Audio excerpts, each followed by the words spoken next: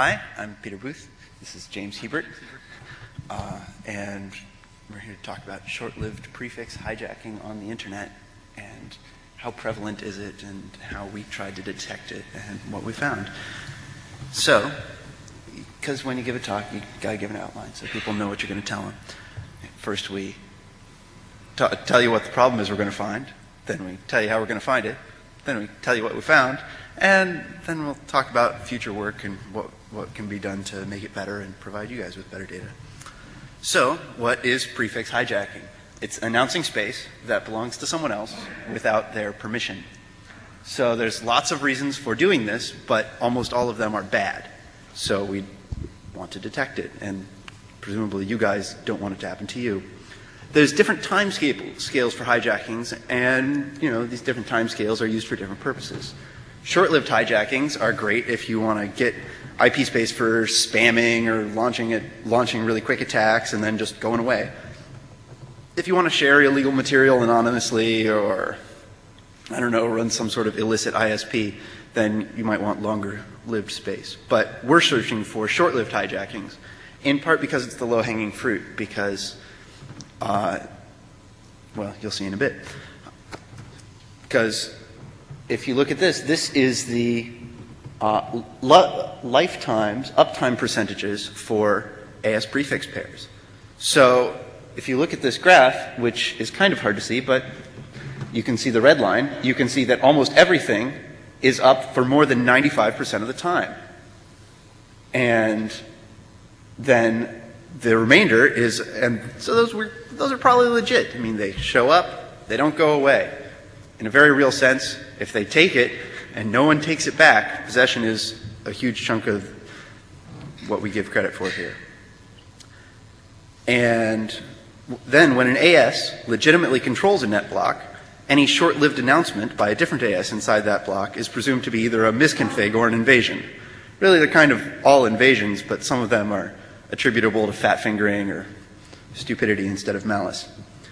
And because we have to prime our sample rib, if you announce at the very beginning of our sample period, we just say, okay, you're legit. So we might miss up to 1/30th of the hijackings, because that's the time frame we're talking about. And so if you look at our graph, most of them are up for a long time, and when they're not up for a long time, they're hardly up at all. And the ones in the middle are interesting and often connection by Boeing. So, route views input data. We searched all the update messages in the route views data for the given period.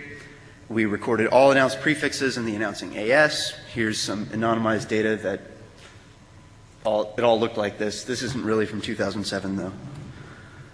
And when we make a tree of the IP address space, all announced net blocks are inserted into the tree, just like you might think a router does if you were modeling it as a theory person. And a list of ASNs which announce the block are recorded at the proper node. And whenever you insert a new prefix, you say, is this invading anything? And if it is, then you start recording, and we start figuring it out.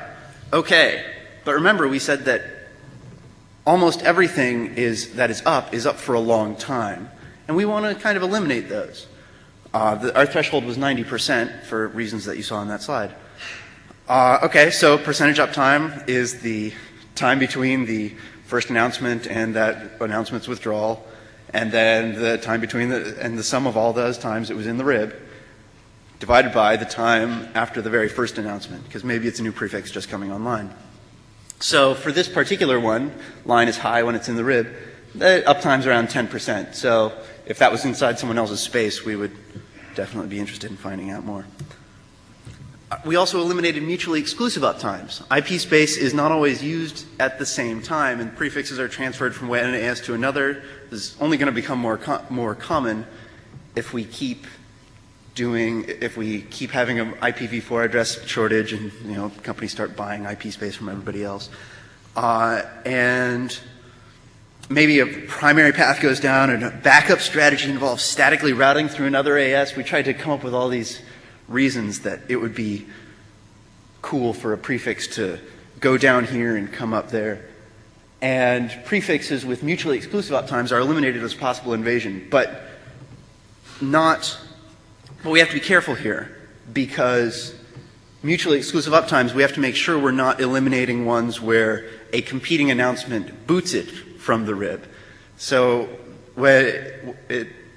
in order for it to be eliminated as non-overlapping time, we wait for it. We have to get an explicit withdrawal before we get the announcement from the new space.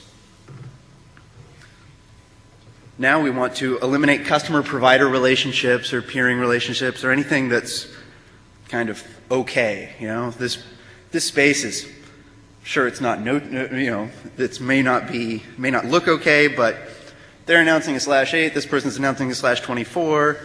But wait, AT&T is announcing that /8, and AT&T Global Wireless is announcing the /24. Different ASs, but they both start with AT&T. We're going to call that not an invasion.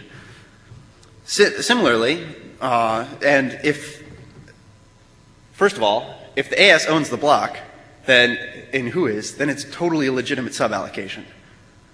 And it's just a suballocation. If it's the same AS, that is, like, if it's not the same AS, but instead the same corporate entity or personal entity, then, like AT&T and AT&T of Global Wireless, then we'll also say, oh, not an invasion, because it's not. And then we get into some sort of more touchy-feely ones. If you're in RADB and you have a customer-provider relationship with this person, then even if you didn't put the net block in RADB as okay, we're not going to say that a customer invaded their explicit provider from RADB. So if the invader and invadee have a relationship, the announcement is much more likely to be legitimate. And then we look at the announcement data, the actual path that the announcement took, and the path that got stored in the rib. And if the person being invaded, the invadee, passed along their invasion prefix, that is, they're on the path, they helped pass it along and said, oh, sure, you can route a hijack from me through me, then that's probably okay, because they're helping their attackers. So that we're also gonna call that one good. And finally, fat fingering turns out to be far more prevalent than I expected, or James expected. We were sort of blown away by this.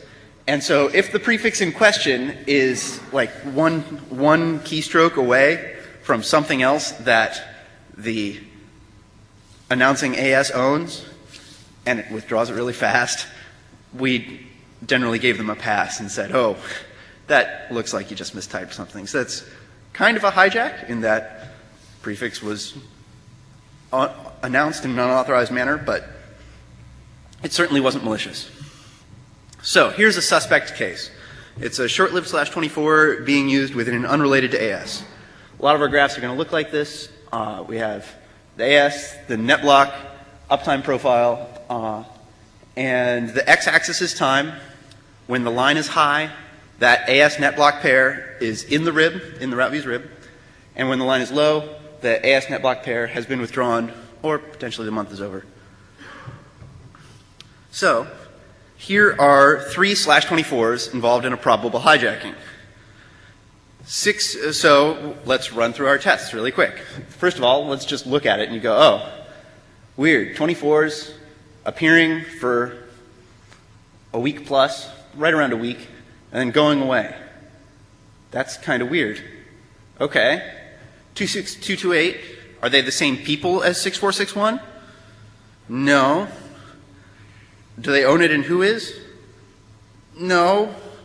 26228, 26228 is not the owner of that net block. 6461 doesn't have a relationship with 26228 in RADB. 6461 was not seen propagating those announcements, and the hijack prefixes are not lexicographically similar to 26228's other more legitimate looking prefixes. So we're sort of willing to go, it looks like a hijacking. Probable though, because we can't be entirely sure. And we also have to be very careful because we're relying on whois data for all this analysis. And we were fooled. We've run this study twice, once last June and once in December. And we were actually fooled by a lag in whois data. In June, we saw the following. Slash 24 being announced inside, I think that's UUnit slash 12. And at the time of the announcement, that block was not registered as having been suballocated. The AS 17284 was also not registered as in whois. So it was like, what's going on? And 17284 announced nothing else in June. But now, whois data indicates that 17284 and the owner of that prefix are the same entity. So we do have to note here that detection methods based on whois data will inevitably generate false positives until the whois data catches up. So that's just an unavoidable thing for any method that's dependent on whois data. We kind of hope that if we post a list of things that look like hijacking and they're not, because whois data is lagging, people will be more likely to update their whois data, but we'll see. So let's talk about the number of hijackings that we saw in December 2005. There was a population of 845 ASs which simultaneously announced a prefix inside another ASs, and those prefixes that they announced inside had a low uptime. We randomly sampled 5% of this group for 42 invasions. We investigated using the previously described manual tests going through whois. Three of those 42 were not easily explained as misconfigurations. This is compared to 9 that we found in June. Given our entire population, we then have a 95% confidence interval for our sample, which means that we're 95% confident that between 26 and 95 successful prefix hijackings occurred in December 2005. That's 96, and just to be a little more clear here, that's not actually counting the prefixes, that's counting between 26 and 95 ASs were involved in prefix hijacking that we found in the thing. So that's what we've found, and was kind of surprising. In June, we found 9 when we investigated 10% in June, we found 9. So there were, we found more, but our initial population was smaller because there were fewer that had announced a prefix inside another ASs and had a low percent uptime. So it turns out that there's been a slight decrease since June, but again, these error bars are kind of large, so we can't be entirely sure. So for us or others to do, we'd really like to refine our search criteria because there's a lot of intuition involved. A whole bunch of our research consisted of going, this block appeared here, and this block went here. Randy, what the hell's going on? And Randy would say something like, well, of course, they're just splitting up their net block between providers, and it's, and it was like, oh, okay. So there's a lot of sort of operator intuition where we tried to codify that, but we could still use more. And automation of the remaining manual steps would be really nice. The RADB is the obvious one that would be the easiest one to automate, but all the others would be great too. We'd also really like to decrease our reliance on whois, or make whois more accurate. I know that a lot of people would like that though, and yet somehow it still hasn't happened. And we'd really like to figure out, and because this was the low-hanging fruit, we should just note that we have to figure out a way to deal with AS post-pending being potentially used to disguise attacks. So, write a little custom modify zebra or something, announce a BGP feed, and put the legitimate AS on the very end of your path. Now, you increased your path length by 1, but all of a sudden, our method will totally not detect it at all. And what about long-term hijackings? How could we detect those? Could we use this method at all? What would we do? So that's sort of things to keep in mind for the future. So let's sum up. We can identify between 26 and 95 hijacking instances in route views data for December 2005. This is out of a population of 840 to 845. So there are many, many more misconfigs and false alarms than purposeful hijackings. And if those links, if you're looking at the PDF, which everybody's got their sort of head down at their laptop, you can actually click on that link. You don't have to type it. And you can say, so you can see your AS and whatever. I'll get there in a bit. So detection, up to the last step, is automated. But further automation remains dependent on good who-is data, which, as we know, is a hard problem. We can make our code available in any number of ways, and we'd like to make our results and any future automated results available to meet the community's needs via maybe a biweekly email. You know, do you want more stuff coming in on NANOG? Sort of a prefix hijacking report. A web page with top 10 lists that we update. There's a sample page there. Any number of other ways. Click those links, tell me all about it. If you, what comments, positive, negative, tell me into the mic, or you know, rant at us into the mic, or send us email. Either is great. And so we have to say thanks to the NSF for the award for the Beyond BGP project. Thank you to the University of Oregon Route Views project for archiving all this data. And if there are any questions or comments about all of this, we'd love to hear them. So, anybody got any questions? Oh, and if your prefix was hijacked in the past year, and I know you probably don't want to announce it on the mic, we'd love to hear about it so that we can actually run our detection methods on it and see if it is detected, and see if it would have been a helpful thing for you. So yes, please contact us if you want to get that analysis done. Any comments, questions? Uh-oh. Just curious if your detection picked up the panics. Didn't check. Okay.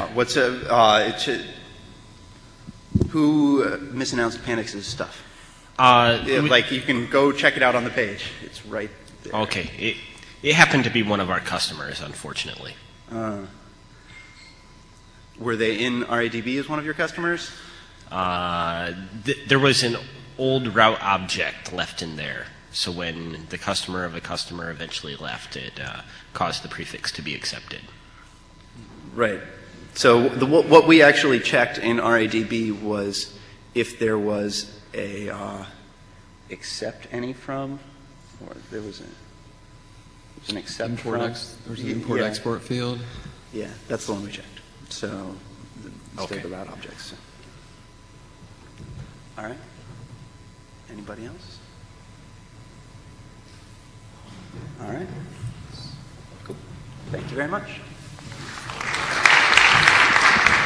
Thanks, guys.